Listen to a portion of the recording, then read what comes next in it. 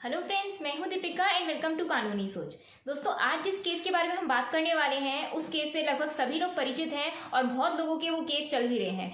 जी हाँ, आज हम बात करेंगे डीवी केस के बारे में, यानी कि फॉल्स डीवी केस। अगर आपकी वाइफ ने झूठा डीवी केस कर दिया है आपके ऊपर, तो हस्बैंड उससे कैसे बचें, उनके पास क्या क्या उसके लिए तोड़ हैं, वो कोर्ट में कैसे सच्चाई प्रूव करें, कौन कौन सी चीजें वो फॉलो करें ताकि कोर्ट का फैसला हस्बैंड के फेवर में हो। तो आज ये सब चीजें हम डिस्कस करेंगे इस वीडियो में। तो दोस्तों, बनी रहिएगा इसमें स्टार्टिंग से एंड तक ताकि आपका कोई भी इंपॉर्टेंट पॉइंट मिस ना हो, क्योंकि आपको नहीं पता आपके केस में कौन सा इंपॉर्टेंट पॉइंट कब काम आ जाए।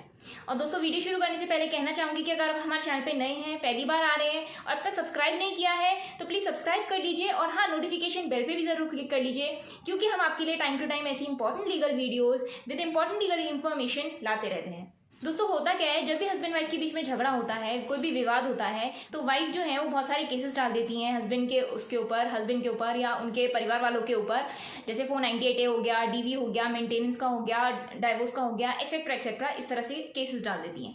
अब यहाँ पे हस्बैंड के पास क्या ऑप्शंस हैं कि भाई वो उसको कैसे जवाब दें। सबसे पहली चीज तो दोस्तों, आपको अपना मनोबल नहीं खोना है, क्योंकि इसी चीज का सामने वाला फायदा उठाएगा, बल्कि आपको सामने वाले को डराना है, खुद नहीं डरना है। जब भी वाइफ डीवी का केस डालती हैं, फॉल्स केस ऑफ डीवी डालती हैं, तो वो हस्बैंड के साथ साथ हस्बैंड के परिवार वालों को भी इन्वॉल्व करती है। सास ससुर हो गए, जेठ हो गया, देवर हो गया, भाभी हो गई, जो भी घर में सदस्य हैं उन सबको इन्वॉल्व करती है। तो यहाँ पे हस्बैंड को सबसे पहले तो जो घर वाले हैं उनके नाम उस केस से हटाने की कोशिश करनी चाहिए। इसके लिए आप क्या करेंगे, आप कोर्ट में अपनी डिस्चार्ज पिटीशन डालेंगे। जब वाइफ ने डीवी का केस डाला तो आप कोर्ट में डिस्चार्ज पिटीशन डालेंगे, ये कहकर कि भाई ये जो डीवी का केस डाला गया है ये बनता ही नहीं है, कि भाई उसके साथ कोई भी ऐसे डोमेस्टिक वायलेंस नहीं हुआ है, तो इसीलिए इस केस को खारिज कर दिया जाए और इन सबके नाम, मेरे परिवार वालों के नाम, मेरा नाम, इन सबसे हटा दिया जाए इस केस से। तो यहाँ पे डिस्चार्ज पिटीशन जब हस्बैंड डालेंगे तो मैक्सिमम केसेस में बहुत सारे नाम हट जाते हैं। जैसे मान लीजिए हस्बैंड के माता पिता का नाम हो गया या और घर के सदस्य हो गए तो उनका नाम हट जाता है। तो यहाँ पे हस्बैंड को कोशिश करनी ज्यादा से ज्यादा नाम इस डिस्चार्ज पिटीशन से हट जाएं।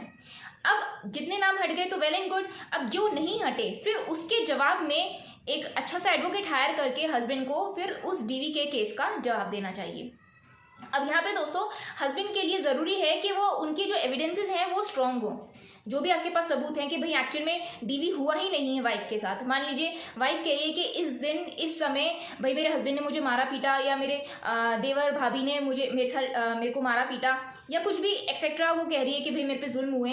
तो आपको ये शो करना है कि भाई इस दिन इस तारीख पर इस समय मैं तो जॉब पे था। आप ये हो सकता है आपकी अटेंडेंस शीट हो वहाँ पर, वो प्रूफ आपके पास हो तो वो कोर्ट में पेश कीजिए। या फिर आपके घर में जो अन्य सदस्य हैं वो कहीं हो, वो पढ़ते लिखते हो, कॉलेज में हो या अपनी और जॉब में हो, तो उनकी अटेंडेंस शीट शो करिए। तो ये सारे अगर आपके पास एविडेंसेस होंगे तो ये स्ट्रॉन्ग एविडेंस आपके बनेगा और आपका केस उसी तरह स्ट्रॉन्ग होगा। अब यहाँ पे दूसरी चीज आती है दोस्तों, जब भी वाइफ डीवी का केस डालती है तो उसमें मेंटेनेंस भी मांगती है, इंटरिम मेंटेनेंस भी मांगती है, वो अपने रिसाइडिंग राइट्स भी मांगती है, और तो और वो फिजिकल और मेंटल टॉर्चर के लिए कंपनसेशन भी मांगती है। तो यहाँ पे इस चीज का तोड़ क्या है हस्बैंड के पास। अब यहाँ पे हस्बैंड को क्या करना है, जब वाइफ बताती है कि भाई मेरे हस्बैंड की सैलरी तो इतनी है, वो बहुत बड़ा चढ़ाकर बताती है ताकि मेंटेनेंस ज्यादा से ज्यादा मिले, तो यहाँ पे हस्बैंड को अपनी बैंक स्टेटमेंट दिखानी है कि भाई मेरी सैलरी इतनी है, क्योंकि जनरली जो है सैलरी वो अकाउंट में आती है, तो वहाँ वो शो करेंगे मेरी सैलरी इतनी है, मेरे को यहीं से इतना पैसा आता है। तो ये आपको ट्रू पिक्चर शो करनी है, कुछ भी झूठ नहीं बोलना है। याद रखिएगा, अगर आप झूठ नहीं बोलेंगे तो कोर्ट आपका फेवर करेगी। तो आपको ये दिखाना है कि जो वाइफ बोल रही है, बड़ा चढ़ा के सैलरी बता रही है, वो झूठ है, बल्कि ये सच है। तो कोर्ट वाइफ का उसी हिसाब से मेंटेनेंस बांधेगी। कोर्ट ये भी देखेगी कि अगर वाइफ वर्किंग है, हाईली एजुकेटेड है, तो फिर मेंटेनेंस उसको नहीं दिया जाएगा, अगर कोई बच्चा नहीं है तो। यहाँ पे हस्बैंड अपने वाइफ की जॉब डिटेल्स भी शो कर सकते हैं, उसकी एजुकेशन, जो अगर वो हाईली क्वालिफाइड है तो उसकी एजुकेशन डिटेल्स शो कर सकते हैं कि भाई ये पढ़ी लिखी है, अपना भरण पोषण कर सकती है, ये इसकी जॉब डिटेल्स है, ये तक जॉब करती आई है या ये जॉब कर सकती है। तो ये सारी चीजें मेंटेनेंस के केस में हस्बैंड को फेवर करेंगी। साथ ही साथ हस्बैंड अपनी रिस्पॉन्सिबिलिटीज भी दिखाए कि भाई मेरे इतने खर्चे हैं, जरूरी खर्चे हैं और ये मेरे को इतना देना ही देना है पर मंथ। तो ये चीज भी हस्बैंड को उस केस में हेल्प करेगी। अब दोस्तों, यहाँ पे मेन चीज आती है, जब एविडेंस के टाइम पे क्रॉस क्वेश्चनिंग होती है, वो आपका मेन टर्निंग पॉइंट हो सकता है केस का।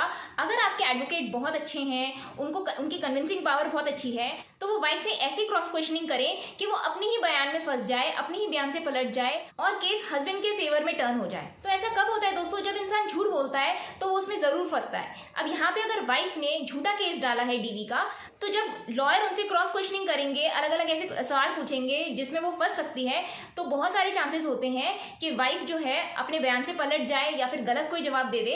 तो यहाँ पे हस्बैंड वो केस जीत जाए, इसके ज्यादा चांसेस हो जाते हैं। सारा डिपेंड करता है आपके लॉयर के प्रेजेंटेशन पर, उनकी कन्विंसिंग पावर पर, वो क्या क्रॉस क्वेश्चनिंग कर रहे हैं वाइफ से, इस पर। तो दोस्तों ये थी जानकारी फॉल्स डीवी केस के बारे में। अगर कोई डोमेस्टिक वायलेंस का केस अगर वाइफ कर रही है, अगर सच में उनके साथ डोमेस्टिक वायलेंस हुआ है, तब तो देखिए ये सारे केसेस समझ में आते हैं जो भी वाइफ डालती है। लेकिन अगर ऐसा कुछ नहीं हुआ है तो हस्बैंड के पास क्या रास्ता रह जाता है, ये हमने इस वीडियो में बताया। तो अगर ये वीडियो आपकी यूजफुल हो, हेल्पफुल हो, तो इस वीडियो को प्लीज लाइक और शेयर कर दीजिए। मिलेंगे नेक्स्ट वीडियो में किसी और नए लीगल टॉपिक के साथ। तब तक के लिए bye bye, take care and thank you for watching.